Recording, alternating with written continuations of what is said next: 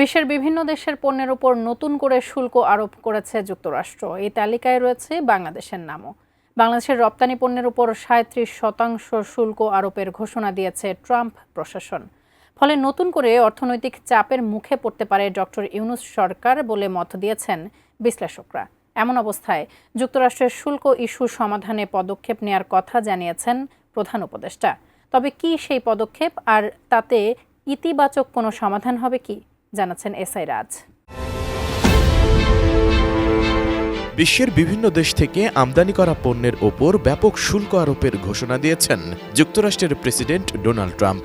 কার্যত প্রায় সব দেশের ওপর আরোপ করা এই শুল্ক বিশ্বব্যাপী অর্থনীতিতে বড় ধরনের প্রভাব ফেলতে পারে।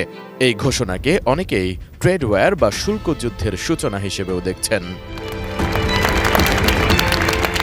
বুধবার ওয়াশিংটনে স্থানীয় সময় বিকেল ৪টায় হোয়াইট হাউসে সংবাদ সম্মেলন করে নতুন এই শুল্ক আরোপের ঘোষণা দেন মার্কিন প্রেসিডেন্ট। ট্রাম্পের ঘোষণা অনুযায়ী বাংলাদেশি পণ্যের ওপর শুল্ক বাড়িয়ে ৩৭% করা হয়েছে, যা আগে ছিল গড়ে ১৫%। ফলে নতুন শুল্ক আরোপের কারণে এখন দ্বিগুণেরও বেশি বেড়ে গেছে। বাংলাদেশি তৈরি পোশাকের সবচেয়ে বড় বাজার যুক্তরাষ্ট্র। বাংলাদেশ ২০২৪ সালে যুক্তরাষ্ট্রে প্রায় $৮৪০ কোটি পণ্য রপ্তানি করে, যার মধ্যে তৈরি পোশাকের পরিমাণ $৭৩৪ কোটি। ফলে নতুন করে এই সম্পূরক শুল্ক আরোপের কারণে বাংলাদেশের তৈরি পোশাক খাত বড় ধাক্কা খেতে পারে বলে আশঙ্কা তৈরি হয়েছে।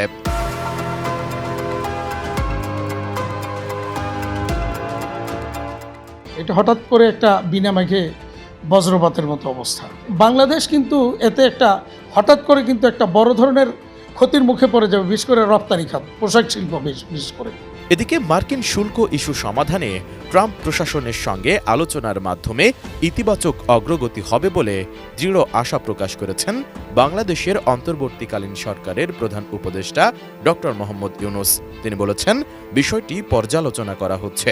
যেহেতু এটি আলোচনাযোগ্য, তাই আমরা আলোচনা করব এবং আমি নিশ্চিত যে আমরা সর্বোত্তম সমাধানে পৌঁছাতে পারব। বৃহস্পতিবার ব্যাংককে প্রধান উপদেষ্টার প্রেস সচিব শফিকুল আলম ডক্টর মোহাম্মদ ইউনূসের বরাত দিয়ে কথা বলেন। তিনি বলেন, আমরা এমন কিছু করব যাতে মার্কিন যুক্তরাষ্ট্র ও বাংলাদেশ উভয়ের স্বার্থ সংরক্ষণ হয়। এ লক্ষ্যে বাংলাদেশ যুক্তরাষ্ট্রের সঙ্গে যোগাযোগ অব্যাহত রাখছে বলে জানান তিনি। এর আগে এদিন সকালে প্রেস সচিব তার ভেরিফাইড ফেসবুকে লেখেন, বাংলাদেশ যুক্তরাষ্ট্র থেকে আমদানি করা পণ্যের ওপর আরোপিত শুল্ক পর্যালোচনা করছে। এসব শুল্ক আরও যুক্তিসঙ্গত করার উপায় খুঁজে বের করতে দ্রুত কার্যকরভাবে কাজ করছে জাতীয় রাজস্ব বোর্ড, যা শুল্ক বিষয়ক জটিলতা নিরসনে প্রয়োজন।